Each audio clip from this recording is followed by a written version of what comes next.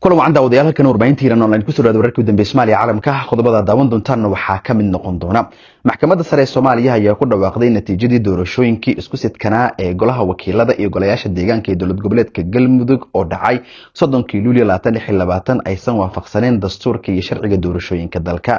go'aankan uu ku dhawaaqay gudoomiyaha maxkamadda sare Baashi Yuusuf Axmed ayaa lagu sheegay in habkii loo maamulay loona qabtay doorashooyinka uu ka leexday mabaadi'da dastuuriga ah ee doorasho xor iyo xalaal iyo cadaalad ah. maxkamaddu waxa ay sheegtay in qaladaadkii dhacay intii ay socotay doorashadu aysan ahayn kuwo la iska indhatiri karo balse ay si weyn u dhaawacayso hufnaanta xornimada iyo xalaalnimada doorashada isla markaana ay saameyn ku yeelanayso natiijooyinkii soo baxay.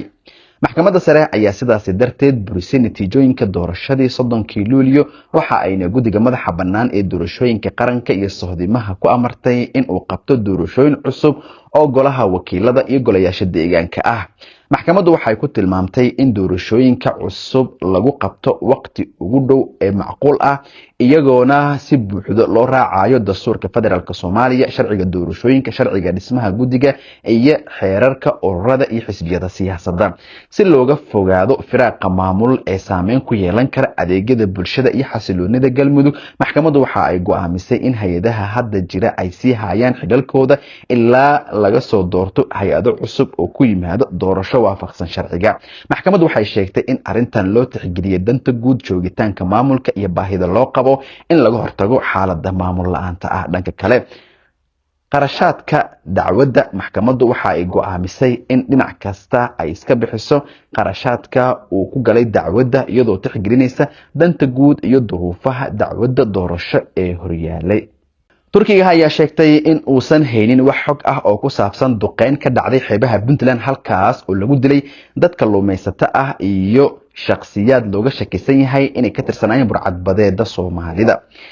sarkaal ka tirsanaa wasaaradda arrimaha dibadda Turkiga oo la hadlay warbaahinta BBC Soomaali ayaa u sheegay in aysan wax xog ah ka helin duqeymaha diyaarado dagaal oo ay fuliyeen ama ay ka fuliyeen xeebaha maamulka Puntland. Puntland ayaa si adag u cambaarisay duqeynta iyadoo sheegtay in dilka dadka aan maxkamad la soo taagin uu ka hor imaanayo shuruucda caalamiga ah. wasiir ku-xigeenka warfaafinta Puntland Bile Maxamuud ayaa sheegay in haddii dadkaasi dambiilayaal yihiin ayna jiraan habraacyo sharci oo loo maro. shalay ay ahayd markii 9 qof lagu dilay duqeyn ka dhacday deegaanka Jiifle ee hoos yimaada deegaanka godob jiiraan ee gobolka Nugaal.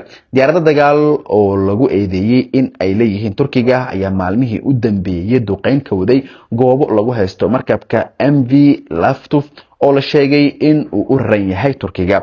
dadka ku nool deegaanka duqeynta lagu garaacay ayaa cabsi awgeed uga cararay xeebaha iyagoona ka baqaya in la bartilmaameedsado mar kale. dhinaca kale, Puntland ayaa ka digtay in madax furasho la siiyo kooxaha burcadbadeeda iyadoo sheegtay inay sii horin karto weerarada ka dhanka ah maraakiibta.